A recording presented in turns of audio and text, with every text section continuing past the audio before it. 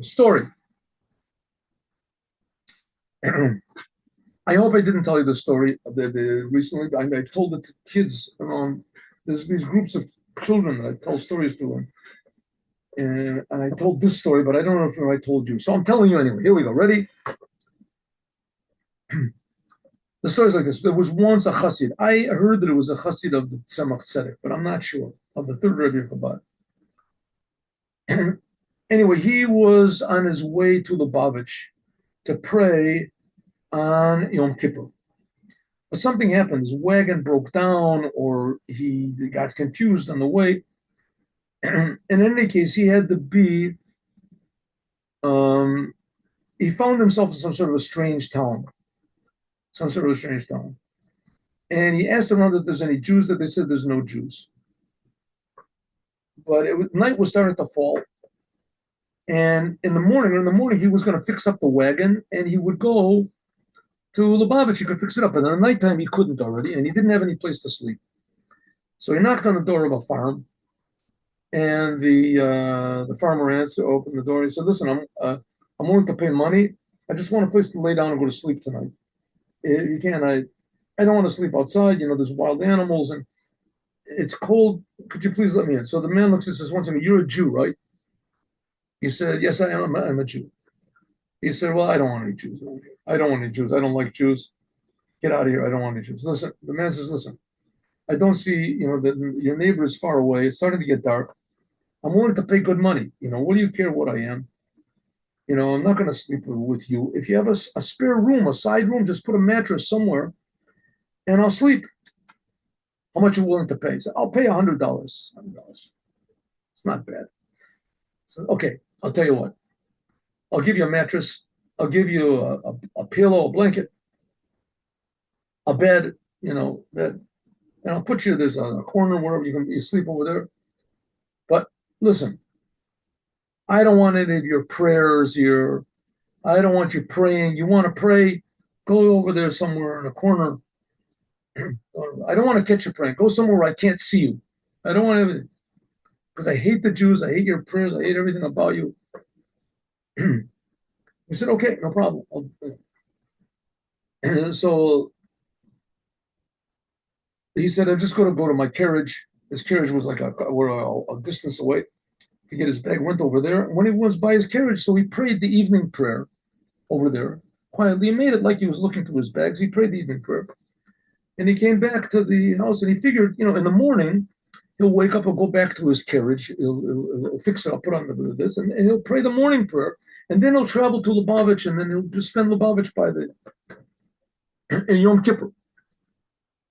So he's chosen the bed and he lays down. All of a sudden, he thinks, one second, this is the night before Yom Kippur. I have to do Kaparos. What's Kaparos? You take a chicken, and there's this whole sort of a little prayer you say, and you weigh chicken around your head, and say, this is my exchange. This is my tachul. This is in the place of meat.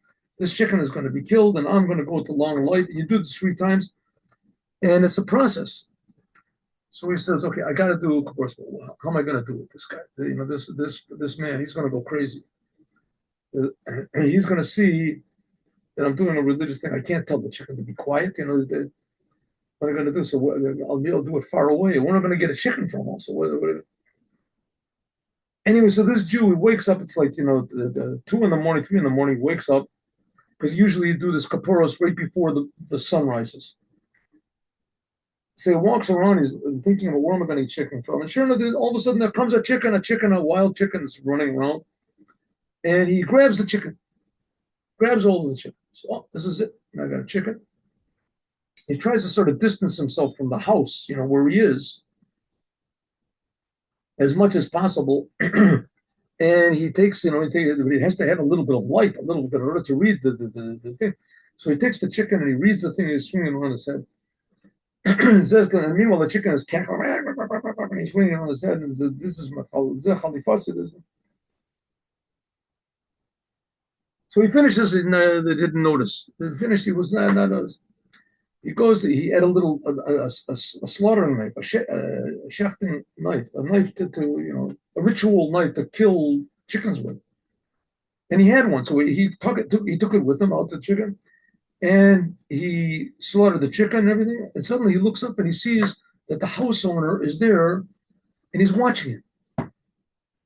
So he figures, what's this? And he has this big sort of, stick in his hand, a big, whatever it is, a bat or something. And he's watching it. He said, I'm sorry, I just, and the house owner said, what are you doing? What are you doing? What's this? What are you doing? Hey, it's nothing, it's just religious. That's a Jewish thing you did on it? He said, yeah, it's a Jewish thing. I did it, they said, I'm sorry, I know you told me not to make any noise, not to do this, and I'm sorry, but it's called Kaparos, I did it. So it's a Jewish thing. Jewish people do that, huh? Said, yeah, they do, I hope you're not mad. He sees the house owner, he starts starting to cry. He said, what's wrong? What happened? What did I do wrong? What happened? And so he said, my mother and father used to do that. I remember when I was a little boy, maybe 2 years old, I remember seeing my mother and my father used to take the chicken and he would swing it around and he would do that. So that's a Jewish thing. He said, yeah, Jewish thing. He said, well, maybe my mother and father, they were Jews. He said, who else would do this if not a Jew? I mean, it's a crazy thing to do. Only Jewish people do it. I said, well, my mother and father are Jewish. Then maybe that means that I'm Jewish. Maybe I do. My parents, there was a big, what it was, a pogrom or something, a big problem. My parents, they had to run away and they left me at a doorstep, whatever the reason is that they were killed. I was taken by the church, brought up by the church. In other words, nobody ever told me. It means that I'm a Jew. I'm a Jew. He said, listen, if your parents did this, then it means they were Jewish. Who would take a chicken swinging around? They said, only a Jew. It means that they were Jews. And if they were Jews, it means, if your mother was Jewish, it means you're Jewish. So the man starts crying and he's weeping. He said, I'm a Jew. I don't believe it. My whole life I hated Jews so much. What is a Jew? Why did my parents do? He starts to explain to him a little bit Jewish. He says, listen, I got a pair of tefillin. Put the tefillin on. So he puts tefillin on the person and the person decides he's going to become religious. I don't remember at the end of the story that he takes this person with him to see the Tzemach Tzedek. In fact, I don't even remember if the person that was the religious Jew was a chassid of the Tzemach Tzedek. But in any case, he woke up this farmer. He made him realize that he's really a Jew, and he began his Jewish identity from the beginning. So what do we see? We see that God arranges things, weird things. This guy's wheel broke, and he thought that it was the worst thing in the world, and it ended up it was the best thing in the world. The best thing in the world. This man had been waiting for who knows how long just for someone to come and wake him up. And if this man would have done anything else, who knows, this man would have killed him. He did exactly that one thing that this man saw his father and mother do. He didn't see his father put on tefillin. He didn't see his father with lulav and esrog. He saw his father doing kapara. That's the thing he remembers from 2 years old. And that's what woke him up. And that's how God works the world, that he makes things happen in the world, because to God, the world is tremendously important, infinitely more important than we can possibly imagine, infinitely more than anything in our lives is important to us. The world is important to God. And even more important, every detail in the world is every detail that happens to every Jew. And God arranges it. It says he'll gather the Jews one at a time, pick them all up one at a time. And here we have a case where a chicken brought a person back to the truth.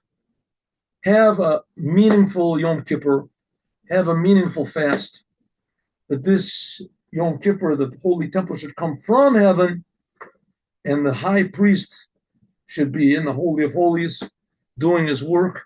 And Motzi Shabbos, we won't be in the news about what's happening in America and what's happening in France, what's happening in this, what's happening in that. What's happening in the whole world. The whole world is awakening up that there's a creator that loves us, loves every single human being in the world with an infinite love.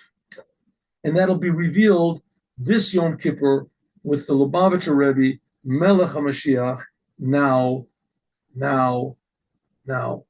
Have a good holiday, and we'll see you on Sunday, 8:15 in the morning. Shalom Uvracha.